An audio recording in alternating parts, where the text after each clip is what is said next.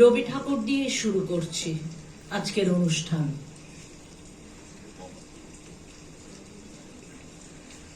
রবীন্দ্রনাথ ঠাকুরের পুনশ্চ কাব্যের পত্র কবিতাটি পড়ছি। তোমাকে পাঠালুম আমার লেখা এক বই ভরা কবিতা, তারা সবাই ঘেঁষাঘেঁষি দেখা দিল একই সঙ্গে এক খাঁচায়।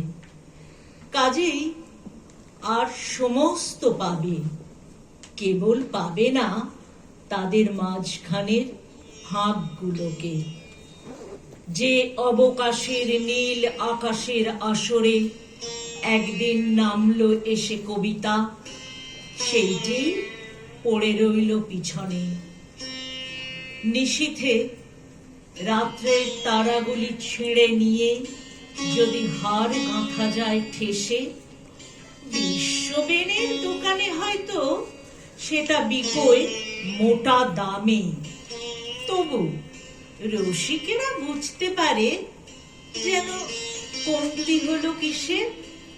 যেটা কম পড়লো সেটা ফাঁকা আকাশ, তৌল করা যায় না তাকে, কিন্তু সেটা দরদ দিয়ে ভরা। মনে করো একটি গান উঠল জেগে, নীরব সময়ের বুকের মাঝখানে একটি মাত্র নীলকান্তমণি। তাকে কি দেখতে হবে গয়নার বাক্সের মধ্যে? বিক্রমাদিত্যের সভায় কবিতা শুনিয়েছেন কবি দিনে দিনে। ছাপাখানার দৈত্য তখন কবিতার সময়াকাশকে দেয়নি লেপে কালি মাখিয়ে। হাইড্রলিক জাঁতায় পেশা কাব্যপিণ্ড তলিয়ে যেত না গলায় এক এক গ্রাসে। উপভোগটা পুরো অবসরে উঠত রসিয়ে।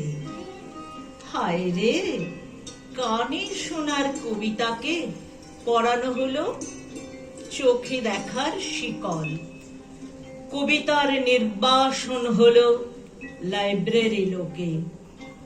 নিত্যকালের আদরের ধন পাবলিশারের হাটে হলো নাকাল।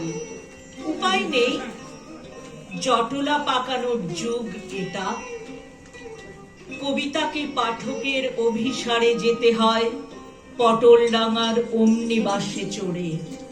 মন বলছে নিঃশ্বাস ফেলে, আমি যদি জন্ম নিতেম কালিদাসের কালে, তুমি যদি হতে বিক্রমাদিত্য আর আমি যদি হতেম, কি হবে বলে?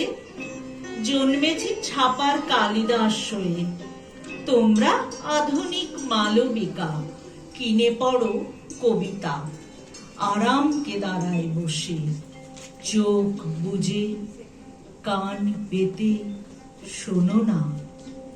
শোনা হলে কবিকে পরিয়ে দাও না বেল ফুলের মালা, দোকানে 5 শিকে দিয়েই খালাস।